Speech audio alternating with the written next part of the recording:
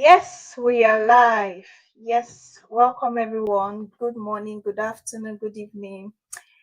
Based on where you're coming from, where you're joining in from, I just want to say thank you for joining in for our today live section. Yes, so today we'll be looking at I'm Akpesiri Okolocha. I am your Wholesome Family Solution Provider. It's my privilege and honor to serve you. Yes, I am greatly privileged to serve you in this special and unique aspects of family life. Yes, so I want to say thank you so much for joining in. So I want to do a quick recap. Today we're looking at on recognizing your emotional triggers. But let me just do a quick recap of what we did last week. So last week we were able to establish on understanding your family pattern. So I think I gave a an assignment. Yes, go back, trace the patterns. What are the consistent patterns you've seen over the years that has been existing in your family, and um, call it what it is. Say, okay, I've noticed this, and this is how, what can I do differently based on the information that I now know? And we were able to establish that these patterns could be, they are like, they are hereditary somehow. They are just like your DNA, just like something you just keep passing on unknowingly to you, but it's affecting your relationship or family life. So we touched a great deal on that. And today we're looking at emotional triggers. Emotional triggers. So have somebody ever said something to you, and the way you reacted, even you yourself, you are like, is it me that just did this now? Like, I can't believe, is this me? Hey, what happened to me? So emotional triggers are real. Emotional triggers are so real. When emotional triggers takes place, you find out that it's a neurological response. Yes, just the way we have a response to flight or do everything. You just want to, when you see danger. Yes, so that is how there is a sensation that comes from your neurons to want to, like, this thing, I perceive it is dangerous. Let me act. Let me quickly respond. Let me quickly react to this. The physics will say to every action there is an equal and opposite reaction. Yeah. So that reaction you are giving is coming from somewhere, something that has happened in the past. So why are we taking you down to the past? We're not telling you to dwell in the past, but we want to go deep to know where the pain started, to know where the whole thing started. That you feel my child is the problem. I have a difficult child, or my spouse is the problem. My spouse does not understand me. No, we want to take you down memory lane, so you'll be able to trace it and say, okay, now I know this was where it started from. Yes. So I want to. So we'll be diving into emotional triggers. So I've been able to establish that. One thing is, your triggers is not a weakness. So emotional trigger is not a weakness. We're not saying whenever you respond to these triggers, it shows that you are weak. No, it's just the outcry of your soul. Your soul is longing for something. There is a longing, something that has not been satisfied as a child. You were not satisfied. Nobody answered that question in your heart. That's longing in your heart while you were a child. Is a signal of where your soul still needs healing. So you are trying to mm, you're trying to respond. You're trying to say, who will understand me? Nobody understand me. And really, people that have these triggers, we tend to say they are stubborn people. They just stick to what they know. No, you just have to understand what's happening. So what see, I love the beauty of what Awesome Family Solution is bringing to the table, because it's not just you understanding people. It's all about you first understanding yourself.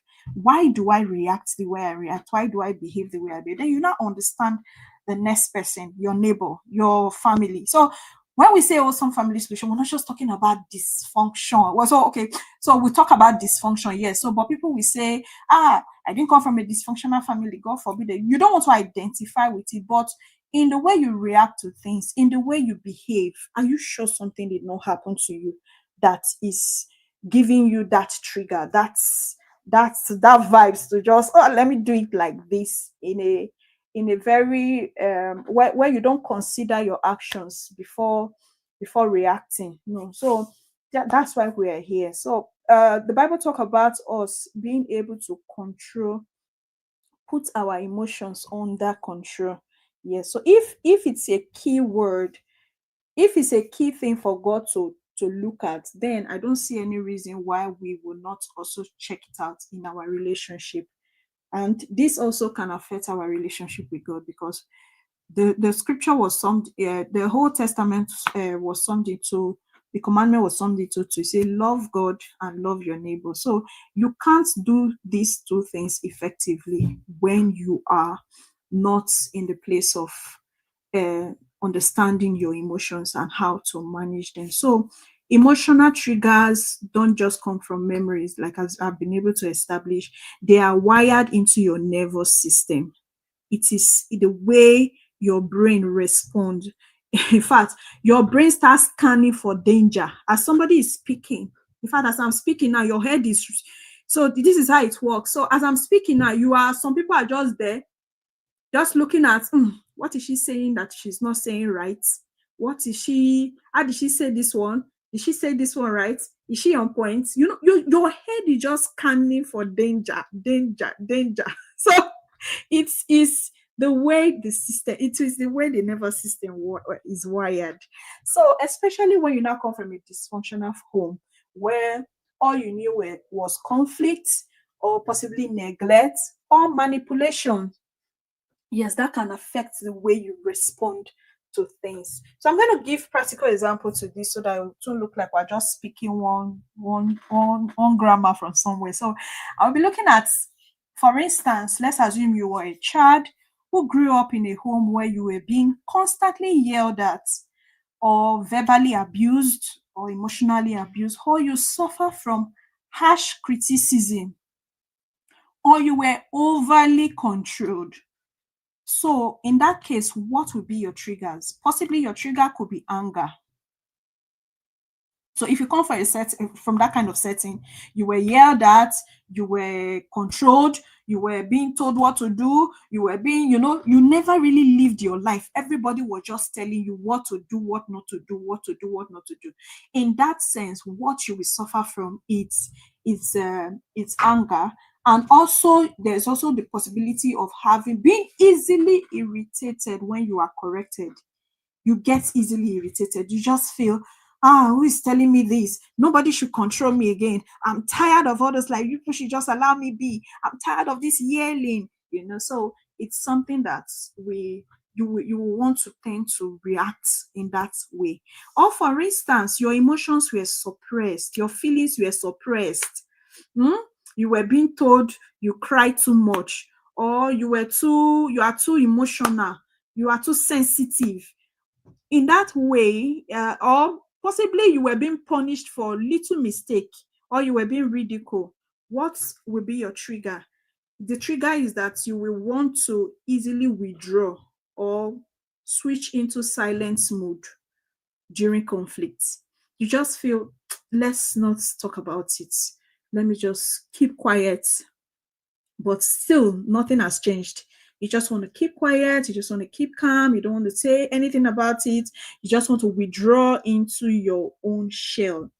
Yes, and that is not the best approach to getting your healing. So watch out if you were this person or this child that was emotionally neglected. uh, and you see yourself, you are in a gathering, everybody is talking, people are happy, people are expressing themselves, and you are just in a low mood. You just want to, let me not say anything. No.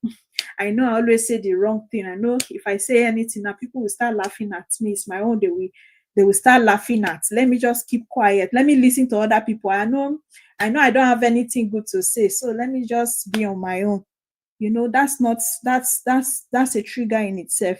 Something has happened to you in the past that is affecting your response to issues. So another example I want to give is neglect. Okay, I've talked about neglect. You were emotionally abandoned.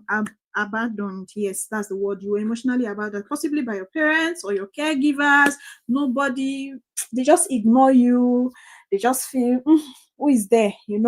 So, or you feel invisible. That feeling of nobody sees me, nobody knows me. Let me just be on my own. What it would do to you is, for instance, you now see somebody that uh somebody that is setting boundary on his own. You just feel like, this person is rejecting me. Have you seen some people, some persons, you're just doing something not because, okay, for instance, you were not chanced to take a call, before you know, this person starts saying, did I offend you? Are you angry with me? Are you sure you're not angry with me? The person is just feeling like is the problem. Like, okay, I feel I'm the problem at most times I'm just the problem. Oh, I've caused something again. That feeling of I've caused something again. So this person is just want to keep to himself, or possibly if the person is not chance to take that course. So you kind of feel, I'm not too, I can't respond, I can't I'm responsible for this person's feeling like this. You always feel you are responsible for people's feeling. The way you feel, I think I've caused it. Are you sure I did not offend you? And another instance is when you grow from a controlling, manipulative, or an environment where there is distrust, you tend to be defensive. So I've seen there's something called the borrowed problem. You went out, you borrowed it. For instance, in your home, that is not what is happening in your home. You went out, you heard your friend talked about women. Women are promiscuous. Or in your office, you saw how women are just being promiscuous everywhere. And you just come, when you come to the house, you start and pick it, start looking for areas to want to point to your maybe your spouse, that I don't trust you, something like that. The way you will react when when your spouse just says something, it's as if that thing that you saw in your office, or some presentation, or some kind of discussion that you had, you just want to bring it down home. Or this also happened to counselors, where you counsel people and you've heard a lot of stories. In fact, you've heard stories that you feel like, man, do things really happen like this? So if you are not careful, you will come to your own home and you start looking at your spouse, you start looking at your children as if, are you sure that story I heard is not what wants to happen in my own home? So let's be very, very careful of how we transfer things from the outside world into our own home. Yes. So when you come from that kind of distrustful home, where nobody trusts anybody, you're going to struggle trusting people. You will have struggle trying to trust people. And when you come from a home that is manipulative, controlling, yes, it gives you there's this defensive mechanism. For instance, somebody is asking you, why are you just coming, or where have you been? You just, hey, is it that you don't trust me? Is it that why are you telling me what to do? Or sometimes we switch into this mood. You say, you didn't even bother to ask me how I've been feeling. You didn't even bother to ask me how I've been feeling. You're just asking me, so that is the trigger. So the person just asked, where are you? Where are you coming from? But because there's some background, you feel controlled. You feel like somebody is just trying to tell you what to do, or the person is trying to manipulate you, or because you've seen mistrust or distrust, or you've seen people not trust you. Say, so you don't trust me, or you don't care, so we kind of, so there's this, what I said versus what you heard. I am saying this, but you are hearing the other thing. You are hearing, okay, for instance, I see you now and I say, you look so beautiful, but this dress, I don't think it looks good on you. Okay. so I'm no longer like this again, so I'm no longer beautiful, I'm not. So this is where people start seeking for validation. You keep looking for validation. Who will just tell you something good at any time t, you're just looking for something good to come out, so but in that way you will not grow when you are actually looking for someone to tell you everything good about yourself. There should be room for people to say, I like this thing, I like this thing. Can this one also be worked on? Can this aspect of you be worked on? So we should be open to that. So watch out when you feel like somebody is accusing you or somebody is trying to control you. So this topic is more practical in the marriage setting, where you just feel you are controlled, or maybe uh so this control, especially for the last born, you just feel, I've been the last born all the years, everybody have been manipulating me, telling me what to do, now I'm grown, I'm a full grown woman, I'm a full, I can't take care of myself, or I'm a full grown man, nobody should tell me what to do, you know because you felt you were robbed of your opinion. You will want to react in a way, and the way you will react in things that did not really the things that did not really call for. This thing did not call for. Why are you reacting like this? So that's where we need to check our emotions out. So try to earn affection or peace of in a volatile home. So you're trying to you want to earn affection because nobody really cared for you when you were a child. You want to, by all means, you like, how do I please this person? How do I make people happy so that they will like me? How do I? So in that way, you can't really say no without feeling guilty. You don't know how to set boundaries. You want to please everybody. So, for instance, in the Bible, we saw the life of Saul. Saul was one person that reacted to jealousy towards David because of the people. He felt insecure. He was looking at what the people say. There's some women just came and say, Saul killed 10,000. David killed 10,000. Saul killed 1,000. And that just triggers something in his head. Me, the king, you are telling me I killed only 1,000. This small boy killed 10,000. So it's that triggered jealousy in him. So it shows that Saul was insecure. So that insecurity that was not dealt with presented itself as jealousy. We also find out in the life of Joseph brothers.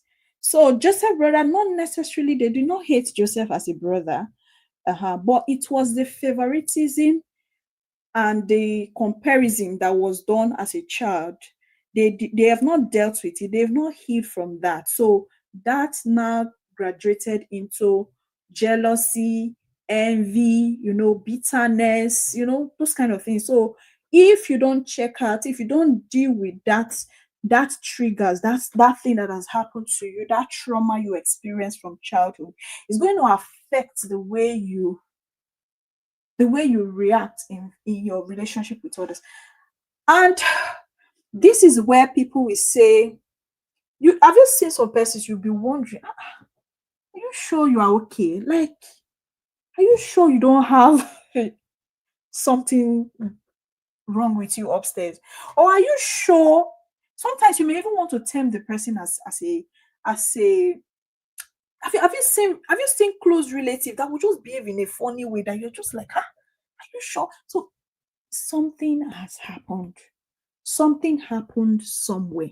So we should be able to identify and know that, yes, this is where this pain is coming from.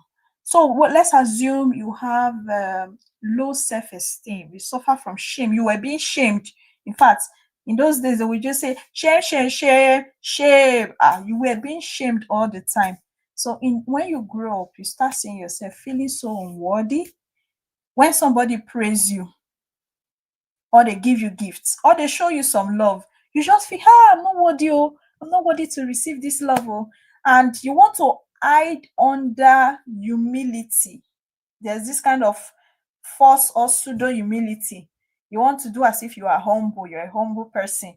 You say, I really don't deserve this. So they are giving you your accolades. You don't know how to receive it. You're just like, let me not say, so that they will not, so you were being shamed. You don't know that the way that reaction is coming from is from a place of you being having low self-esteem of how you see yourself. So humility is not about thinking of yourself. Humility is not having low self-esteem. It's about thinking of yourself less, putting others, but think less of yourself. But it's not having low self-esteem. There's a thin line with that. So there's also another category of people called the parentified child. So this is the child who is the fixer of the home, the child who parents their parents. So when you come to that place where you were the one that practically told your parents what to do, your siblings, you were the one that raised them, especially the others, the first the first children, the first child of the home, you know, or the first son of the home. A lot of responsibility is on you. We've seen cases where they will say, I'm training you, I'm taking you to school so that you will be able to train the others. So even as a child, a lot of burden have been placed on you. So you see yourself trying to do everything, trying to fix everything, trying to fix everybody. You want to fix everybody, you want to fix this, fix that, fix that. You become responsible for what other people are supposed to be responsible for. And you feel, if I don't fix this thing, it will go out of control. I need to fix this, I need to fix this, I need to do this. If I don't do it, something will spoil. If I'm not there, things will not go well. It's a trigger. It's coming from that place, that childhood experience where you were the one that parented your parents, or you were the one that helped your parents to do the things they were supposed to do. So you are not the fixer. You want to fix, even in your office, you want to fix everybody. You want to fix everything. You want to be the one doing everything. So that reaction is coming from that childhood experience which you had.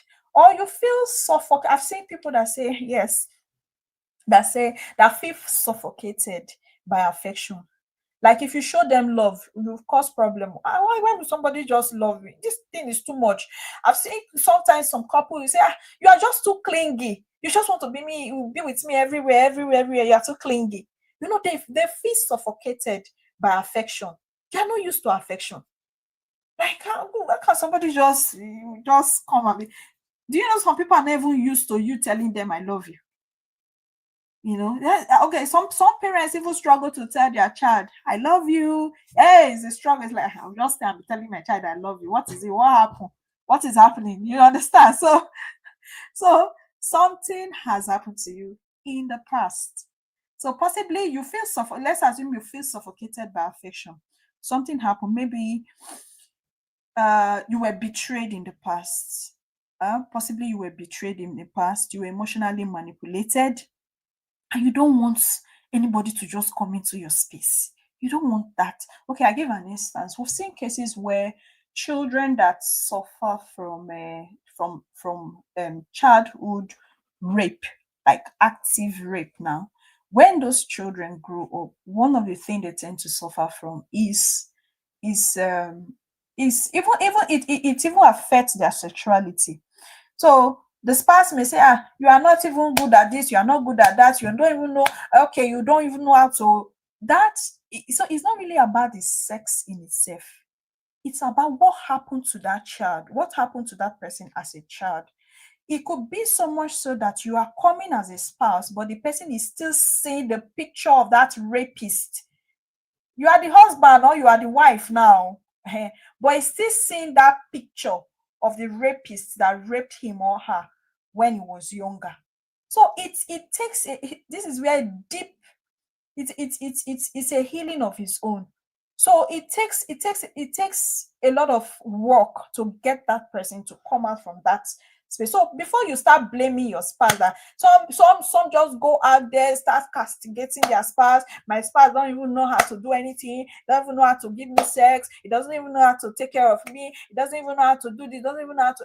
First of all, have you dug deep into that person's, have you been able to understand what happened to you? Or you just feel, I don't even know what marriage is about. I don't even know. I don't think I can keep a home. Let me just leave this marriage.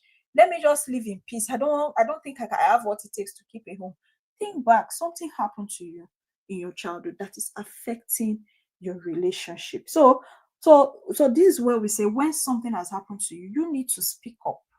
You need to speak up and seek the right counsel and the right strategies to go about it. Because if you enter into another person's, now you've not healed, now you are entering into somebody's space with that unhealed pain, you're going to mess up the relationship. So this is where also family solution is also for the singles. Before you say I do, have you truly healed from the baggages, from the things that happened to you? So that you don't go into somebody's life and you now look like have you seen people that get married and they feel God has punished me with this by giving me this kind of spouse? I'm serving punishment for the sins that I've done. If not, God, I don't deserve this. So that is why we need to heal. We need to heal. So you heal before you say, I do. Understand yourself. So, I want to give an instance. If you were possibly the fear of criticism, you were constantly criticized as a child. Growing up now, what the trigger does to you is you want to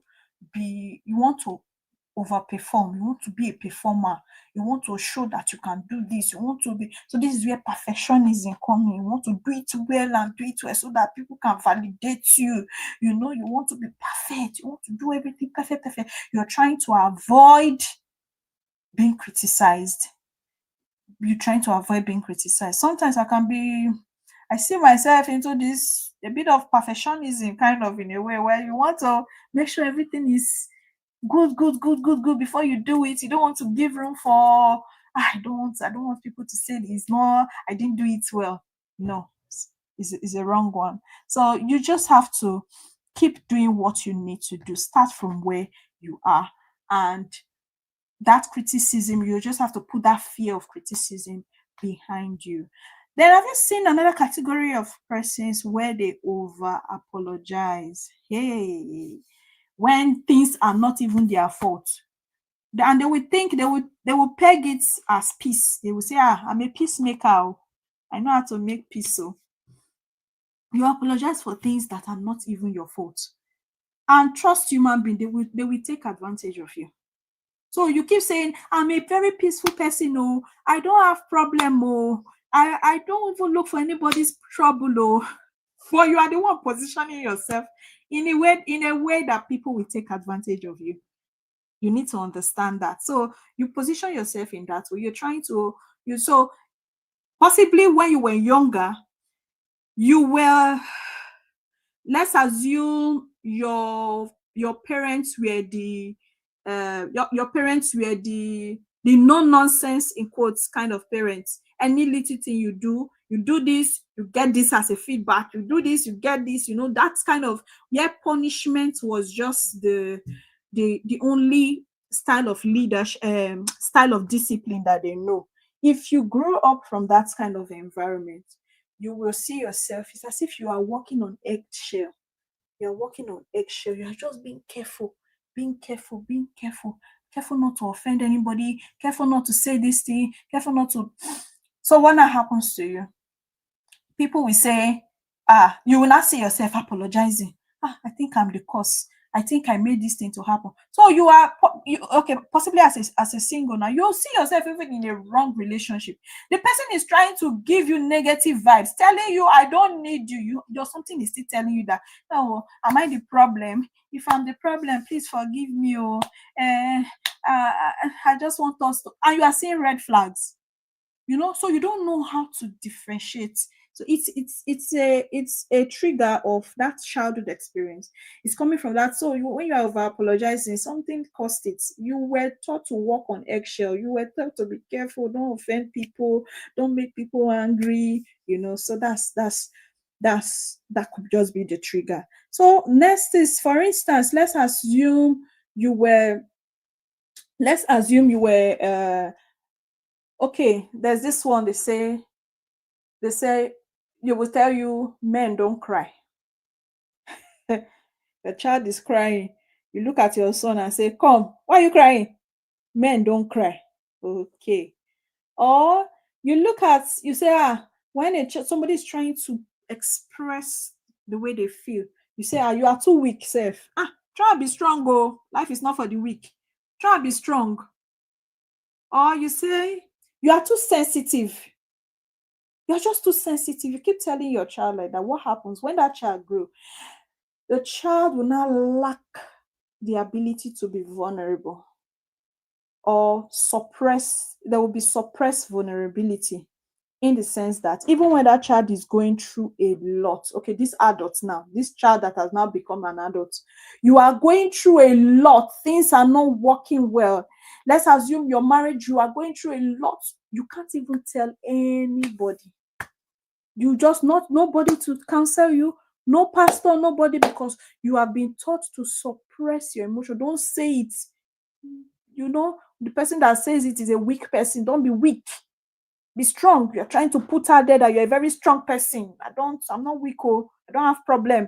Just the way I'm talking about dysfunctional family. Some people are still in that space saying, me, no, I didn't come from dysfunctional. I didn't come from dysfunctional. No, nothing happened to me. Nothing happened to me. I'm all right. Nothing happened to me.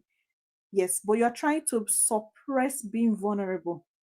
And you can't heal when you are not vulnerable. You have to speak up. If you don't speak up, you can't get help. So wash out. We've seen cases where people actually die in silence. They keep quiet. They will, in fact, it is after the death of that person that you now tend to hear the things that has truly happened. After the death, you will not be wondering, why didn't you say it? Why didn't you say? We're not saying come out there, tell the world about it. Why couldn't you look for somebody, look for a counselor, look for someone to talk to? So, for instance, we've seen cases where we've seen cases where, let's assume, a spouse is being physically abused. You are being physically abused and you are not saying anything, or because you have been taught to suppress your emotion, don't say anything. Don't show that you are weak. Don't tell people that the marriage is not working. Just keep it to yourself. Keep it to yourself. I'm not saying leave your marriage. I'm saying speak up. Don't suppress it. Speak up. So that could be coming from a place also that not being able to express yourself, not being able to be vulnerable to say, this is what is happening to me. In itself is a trigger. It's something that has happened to you in the past because you were being told that people that tell their story, people that say this thing, they are people that say things like this, they are weak people. They are not strong. Try and be strong. Be a strong woman. Be a strong man. Don't do that. Have you seen people that that are into alcoholism, drinking to stupor, because they told them that if you drink, you'll be a strong man. You finish 12 bottles, correct, you're a strong man. Also the teenagers, we've seen cases where they will tell you, the people will tell you, you are from okay, when you have series of boyfriend, yes, you are a correct lady, you are hot. So that can affect the way you see life. It can affect your future reactions towards life. So this is where we say that triggers are real. Triggers are real. What were the things that happened to you in your childhood that is influencing the way you react, the way you see things? Have you even seen the overachievers? Yes. So the overachievers, this is the category of the overachievers. You want to, because you were told that you are not good enough. You were told you were good for nothing. You now promise yourself that me, good for nothing. Hey, I'm going to prove to the world that I'm good. You see yourself, you want to acquire anything and everything. Have you seen parents that will say, because they told me I'm not good enough, because okay, I've seen a case where the mother, let's assume you were raised by a parent, you were raised by a caregiver that possibly did not treat you well, and now your children are growing, and somebody is drawing your attention to say, this your child is not behaving well in this aspect. You just flare up. Don't say that, because you feel that was how they maltreated me when I was young. I'm not going to allow anybody to maltreat my child. That is a trigger. You have not healed. That person is not the person that maltreated you. So the same thing also can occur in a setting where you okay, they told you were not good enough, and now you want to prove a point. You will go to school, go to college, go to university, go to PhD, not that you're really enjoying what you are doing. You just want to prove a point that yes, I can get this thing. Have you seen people that go to a gym not because they love exercise, not because they want to keep fit, but maybe sometimes because they were bullied as a child. They were bullied as a child. Somebody told them, look at the way you look. You don't even look. You look at this lekpa. Look at this. You are not even a man. And the person wants to prove a point, trying to overachieve. Or financially, this can even play out in a financial terms where they told you came from a poor background. And now you want to buy all means and buy everything, even when it costs you your life, to want to acquire. We've seen cases where youths now start putting hand into things that they are not supposed to, and engaging in activities, ritual, being ritualists, being scammers, all sorts of things, just to prove a point that yes, I'm somebody, I can be wealthy, I have arrived. That person that told me years ago that I cannot become anything, come and see me now. But at what cost? What did it cost you to get that? What did it cost you to achieve that? So even the similar things we say, this person is an achiever, this person has achieved something. What did it cost you? Did you achieve because, yes, this is what I love to do in my life, or because you just want to prove a point to people, those people that have told me that I will not become anything, let them come and see me now? Or there's also another one where somebody told you told yourself, let's say you say, what happened to me will not happen to my children. What happened to me will not happen to my children. Yes, that is another form of trigger. What happened to me, it will not happen to my children. So this plays out in two examples that I want to lay. So when somebody is trying to discipline your child, or you now withhold discipline, thinking that let me not, this was how they raised me, that I didn't like the way they raised me. So you now want to parent in a way that is not appropriate. You now rob the child of responsibility. You don't want your child to touch anything. You want the house girl to serve your child because you came from a very poor background. So you don't want all those things to happen to your children. And you don't know that you are robbing your children of what they are supposed to be. So what is influencing the decision that you make? If you say this thing is not going to happen to my children, what is influencing it? Practically, someone mentioned that when I was a child, I remember how I had a lot of attempted sexual abuse. I had, in fact, the person was practically lamenting. I didn't like the experience. The thing did not go well. So growing up now, getting married, I told myself, I'm not going to keep anybody. You visitor, you can come and go, but to stay in my house, nobody will stay in my house. So we talked about it. We talked about it. How do you give a balance in that kind of setting where this thing happened to the person? It's a trigger already. The person is already sensitive. Or should you not put somebody in your house and you'll be monitoring the person and say, where did you go? Did you stay here? Did you come here? So it's a trigger in itself. So we should be able to understand, where is this this decision that I want to take, where is it coming from? These words that I want to say, or this thing I just said, where is it coming from? So what I said versus what you hear, what are you hearing? So most times, trace it down is based on what has happened in your past. So let's watch out for our triggers, understand it, recognize it, understand it, and begin to work on it.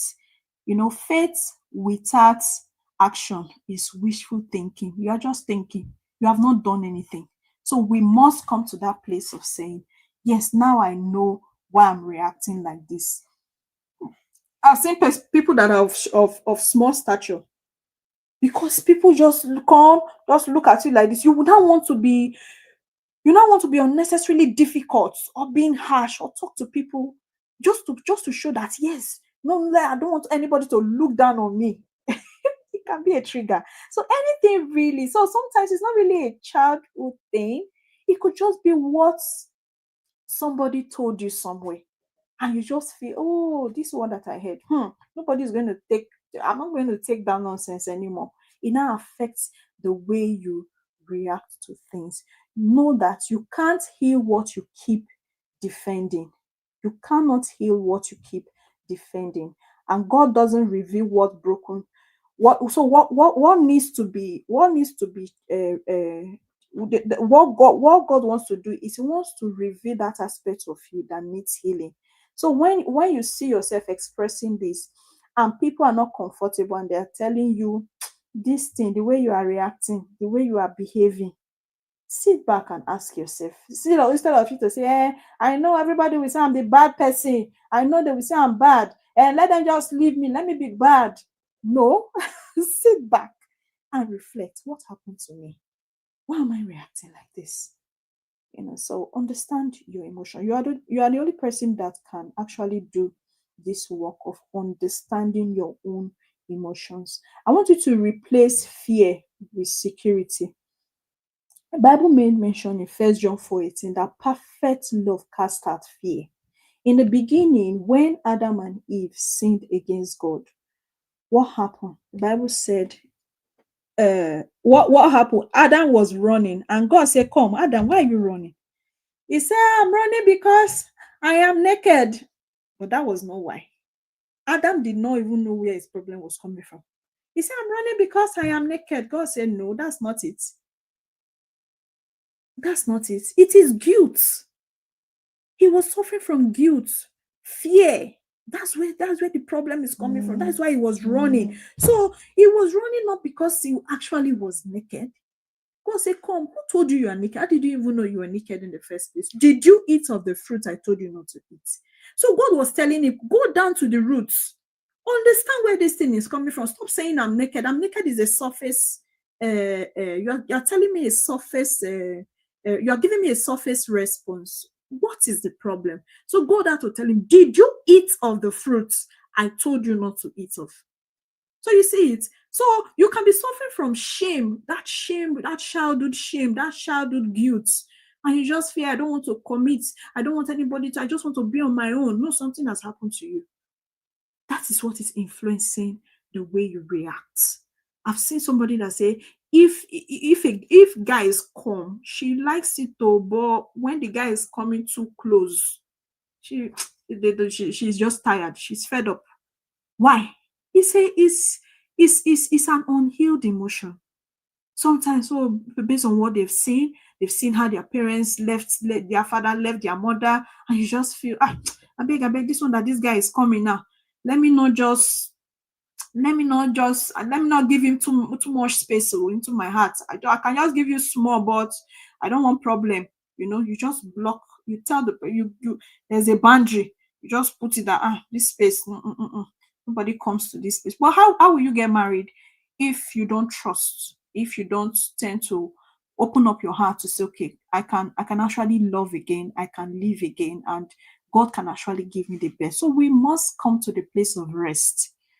The Bible made mention in the book of Matthew 11:28. He said, come unto me. Jesus is calling, all ye that labor and are heavy laden, and I will give you rest. Rest. So that trouble, that chaos, that trauma you have experienced from your past family background, what it has caused you. God is saying, come, bring it to me now. Come, lay it down. I can give you rest. I can teach you how best to go about it. So before you react, always pause.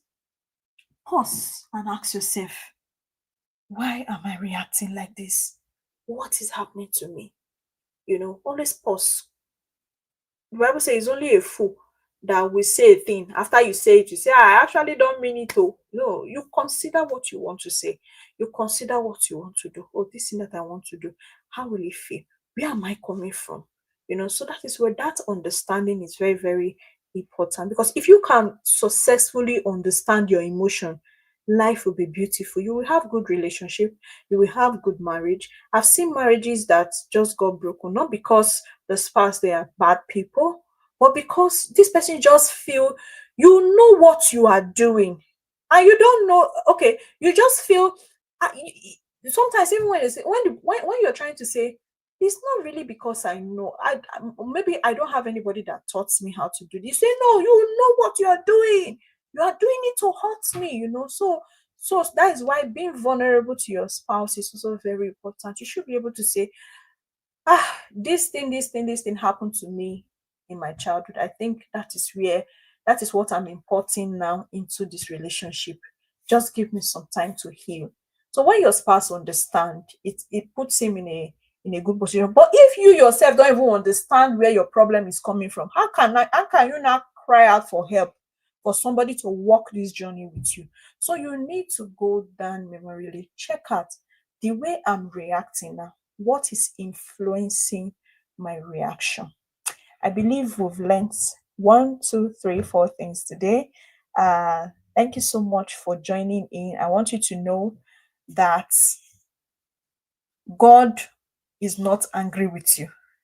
God loves you, and He wants you to heal, to actually live a beautiful life. And that's why He's bringing this to us, to let you know that yes, it's possible to be at peace with yourself and at peace with others, and you can actually heal from what has happened to you. Don't import people's problem. I've seen cases where people import even their parents trauma into their own home.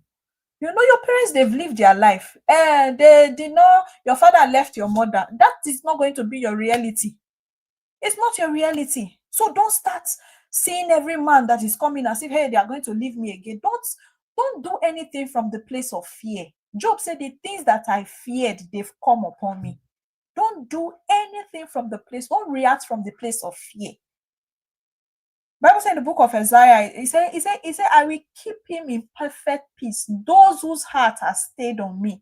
Your heart needs you. See, have you trust God enough that that bad thing is not my reality? Let everybody live their marriage. God, my marriage will work. Just like my husband will tell me. He will say, you just know that your marriage will work, but you don't know how. I say, yes, that's that's the beginning first. Let everybody own not work. My God, my own will work. So that keeps you at a very good position. So see the positive side of life. Don't be quick to say that thing that happened. Don't be seeing only the negative, the negative. Try and renew your mind. Renew your mind and start seeing things from the positive side. It will influence the way you react, the way you vent your frustration. And sometimes if it takes you that you need to actually rest, sometimes stress can also trigger you. Some person stress, you are stressed out, you just coming from a long day job, you've been standing, you've been walking, you've been carrying, you've been mentally exhausted, and coming to the house, in fact, it is from the gate. Why is this one here? Why is that one there? Why is your children are saying, mommy, mommy, and why if you don't want this? Why you just see yourself just so stress can also be a trigger. So try and understand, what is my trigger? What triggers me? And deal with it. Call for help. So I want to thank you so much for staying true. Thank you. Welcome to the Awesome Family Solution once again. I remain your Awesome Family Solution provider. Akpesiri Okolocha is my name. I want you to like, share, and comment on this. And also watch out for our post. If you've not joined our WhatsApp community, please feel free. Click on the link to join our WhatsApp community. Thank you so much, and let's do this again next week, Thursday, same time, same station. See you next week. God bless you. Have a lovely day. Bye.